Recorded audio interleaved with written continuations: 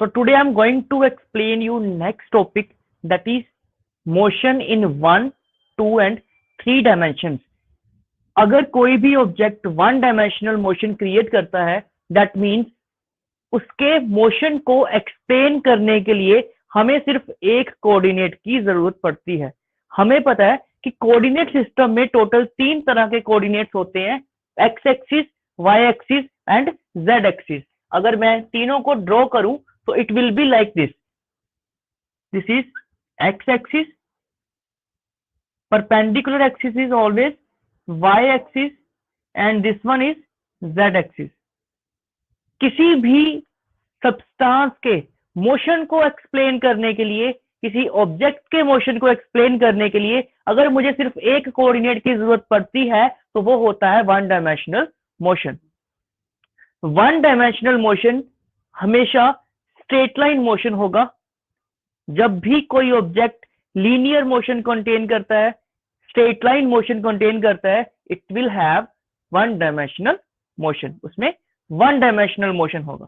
Example के लिए अगर मैं बोलूं तो कोई भी a body which is moving in a straight path, any object which is moving in a straight path is the example of motion in 1 dimension.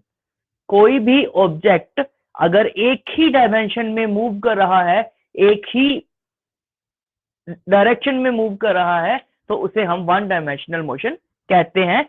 और 1 डायमेंशनल मोशन को एक्सप्लेन करने के लिए हमें सिर्फ एक ही कोऑर्डिनेट की जरूरत पड़ती है, चाहे वो ओरिजिन से एक्स की तरफ जा रहा है, ओ इज द ओरिजिन, वो ओरिजिन से एक्स की तरफ जा रहा है, तो इसको एक्सप्लेन करने के लिए मुझे सिर्फ एक्स एक्सिस की जरूरत पड़ेगी।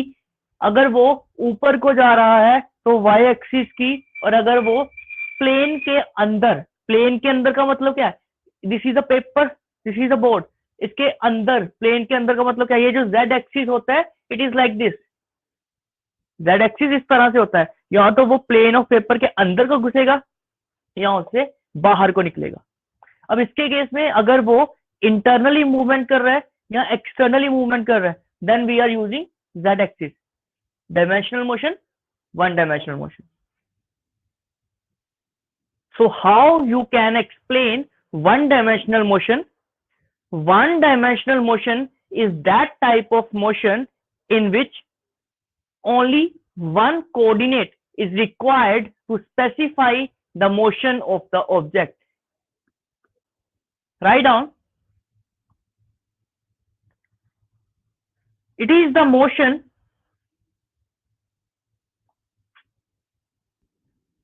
two-dimensional motion is that type of motion in which 2 coordinates are required to specify the motion of the object। किसी भी ऑब्जेक्ट का मोशन स्पेसिफाई करने के लिए अगर मुझे 2 कोऑर्डिनेट्स की जरूरत पड़ती है तो वो 2 डायमेंशनल मोशन होगा। लाइक कार जब जिगजैग मैनर में ड्राइव करेगी तो क्या होगा, वो कभी इस तरह से मूवमेंट करेगी, वो इस तरह से। It is also moving straight line, वो स्ट्रेट लाइन मूव तो कर रही है, बट वो साथ साथ में वाई एक्सिस के केस में भी मूव कर रही है। मतलब वो ऊपर नीचे भी हो रही है और साथ में मूवमेंट उसकी स्ट्रेट लाइन है। मतलब उसके मोशन को स्पेसिफाई करने के लिए मुझे 2 कोऑर्डिनेट्स की जरूरत पड़ी, एक उसका मूवमेंट का कोऑर्डिनेट जो एक्स एक्सिस था, दूसरा उसका अपवर्ड डाउनवर्ड मूवमेंट जो वाई एक्सिस स्पेसिफाई कर रहा है। So in this we required 2 coordinates to explain the motion of the object। इसमें हमें किसी भी ऑब्जेक्ट के मोशन को एक्सप्लेन करने के लिए 2 कोऑर्डिनेट्स की जरूरत पड़ी, and that is called 2 dimensional motion. After that 3 dimensional motion is there.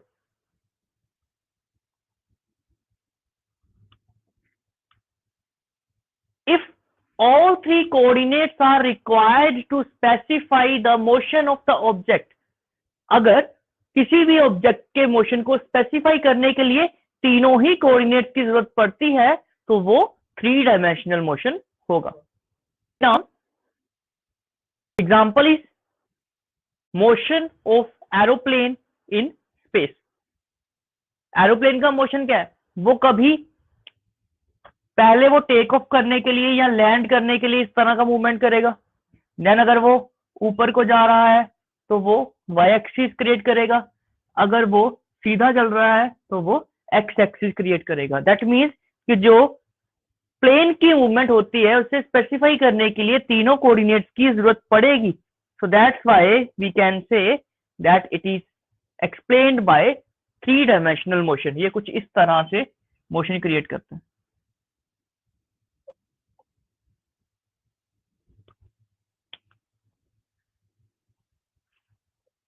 This is all about your motion in 1, 2 and 3 dimensions.